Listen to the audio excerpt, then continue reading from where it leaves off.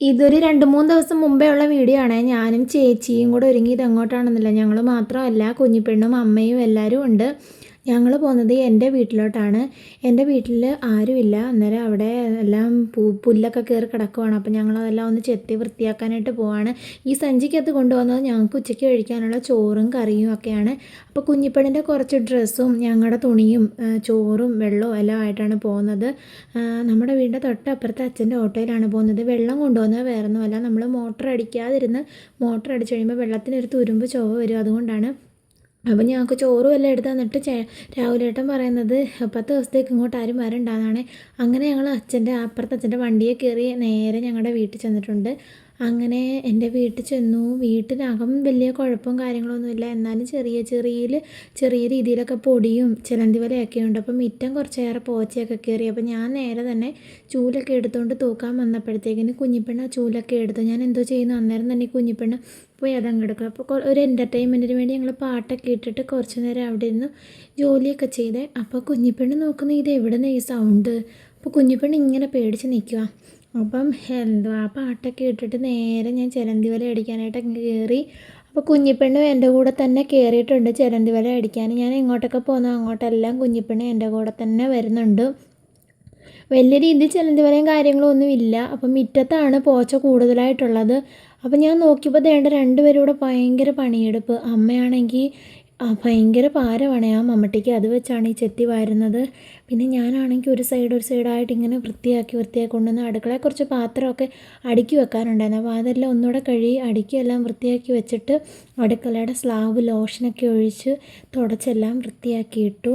അങ്ങനെ ആ പണിയൊക്കെ ഒരുവിധം കഴിഞ്ഞപ്പോഴത്തേക്കിന് ഞാനും മുറ്റത്തോട്ട് ഇറങ്ങി. അപ്പോൾ അവരെ സഹായിക്കാമെന്ന് കരുതി ഞാനും ആ പുല്ലെല്ലാം കൂടെ ഒന്നിച്ച് കൂട്ടിയിട്ട് ചാക്കിനകത്ത് വാരിക്കൊണ്ട് കളയാനായിട്ടാണ് ഞാൻ പോകുന്നത്. ചാക്കെല്ലാം കട്ട് ചെയ്ത് ചാക്കിനകത്ത്, ആ ചാക്കാണെങ്കിൽ പെട്ടെന്ന് കയറുന്നതാണ്. ചാക്കിനകത്ത് പോച്ചയെല്ലാം വാരി കയറ്റി ഞാനും ചേച്ചിയും കൂടെ അങ്ങോട്ടും ഇങ്ങോട്ടും വലിയും പിടുത്തമായപ്പോഴേ അമ്മ പറഞ്ഞ് രണ്ടുപേരും കൂടെ ആ ചാക്ക് വലിച്ച് കീറരുതെന്ന്. അവസാനം ആ ചാക്കെല്ലാം അമ്മ ശരിയായിട്ട് ലെവലാക്കി കട്ട് ചെയ്ത് തന്നു. ഞങ്ങളതിനകത്ത് പോച്ചയും വലിച്ച് കയറ്റി വെച്ച് അങ്ങോട്ടും ഇങ്ങോട്ടും പിടിയും വലിയായിട്ട് അവിടെ ചെന്നപ്പോഴത്തേന് ചാക്കങ്ങ് കീറിപ്പോയി.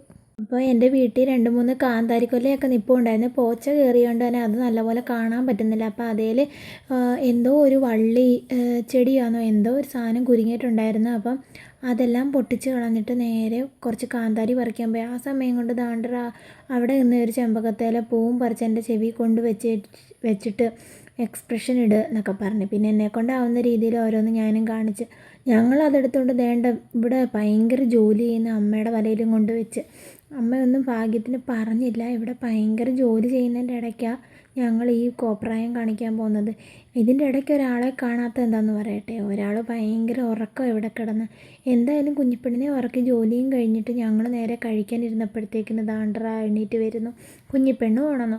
അങ്ങനെ ഞങ്ങൾ വീട്ടിൽ നിന്ന് കൊണ്ടുവന്ന ചോറും ഒക്കെ എടുത്തു. ചൂട പറ്റിച്ചതും രസമായിരുന്നു. അപ്പോൾ അതും എടുത്തു. കുഞ്ഞിപ്പെണ്ണും ഞാനും അമ്മയും എല്ലാവരും ഇടുന്ന ചോറൊക്കെ കൊണ്ട് കഴിഞ്ഞ് ഞാനും അവർ കിളയ്ക്കുന്ന പോലെ തന്നെ കിളയ്ക്കാൻ നോക്കി. പക്ഷേ ഭയങ്കര പാടായിരുന്നു. ചേട്ടത്തിയാണെങ്കിൽ ഭയങ്കര പണിയെടുപ്പ്. അവസാനം എന്നെ അവർ ചായ അനത്താനും പറഞ്ഞു വിട്ടു. ഞാനും കുഞ്ഞിപ്പെണ്ണും കൂടെ നേരെ ചായ അനത്താനും പോയി. അപ്പോൾ ചായക്ക് കടിയൊക്കെ ഉണ്ടായിരുന്നു. പഴംപൊരിയും സമൂസയും ഒക്കെ ആയിരുന്നു. പിന്നെ ചേച്ചി മിറ്റമെല്ലാം ഒന്ന് വൃത്തിക്ക് തൂത്തുവാരിയിട്ടു. അങ്ങനെ നമ്മുടെ ഒരുവിധം വീടെല്ലാം നല്ല വൃത്തിയായിട്ടുണ്ട്.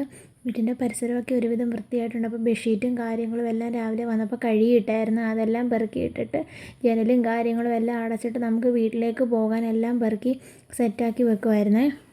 കവറിനകത്തെല്ലാം പാക്ക് ചെയ്ത് വെച്ചപ്പോൾ തന്നെ കുഞ്ഞിപ്പെണ്ണ് പോകാമെന്ന് പറഞ്ഞ് എല്ലാം എടുത്തുകൊണ്ട് ഇറങ്ങി. അങ്ങനെ നമ്മളെ കൊണ്ടുവിട്ട അച്ഛൻ്റെ ഓട്ടോ തന്നെ വിളിച്ചായിരുന്നു. അപ്പം ഞങ്ങൾ പിന്നെ വീട്ടിൽ നിന്ന് ഇറങ്ങി എല്ലാവരും മമ്മട്ടിയും തൂമ്പയും സാധനങ്ങളും ഒക്കെ ആയിട്ട് അവിടെ നിന്ന് ഇറങ്ങി വന്നപ്പോൾ മഞ്ജുവാമിയെ കണ്ട്. അങ്ങനെ മഞ്ജുവാമിയോട് കുറച്ച് നേരം കാര്യമൊക്കെ പറഞ്ഞിരുന്നപ്പോഴത്തേനും നമ്മുടെ ഓട്ടോയും കൊണ്ട് അച്ഛൻ വന്നിട്ടുണ്ടായിരുന്നു. അങ്ങനെ ഓട്ടോയിൽ കയറി ഞങ്ങൾ നേരെ വീട്ടിലോട്ട് പോകണം. അങ്ങനെ കുഞ്ഞിപ്പെണ്ണ് എന്തൊക്കെയോ വീഡിയോയിൽ നോക്കി കാണിക്കുന്നതൊക്കെ ഉണ്ട്. അങ്ങനെ നമ്മൾ നമ്മുടെ വീടെത്തി കുറച്ച് കുളിച്ച് ഫ്രഷൊക്കെ ആയിട്ട് നമ്മളിവിടെ. അപ്പോൾ വീഡിയോ ഇഷ്ടപ്പെട്ടാൽ ലൈക്ക് സബ്സ്ക്രൈബും ചെയ്യാൻ മറക്കല്ലേ. അടുത്ത വീഡിയോ ആയിട്ട് വരുന്നിടം വരെ ബൈ.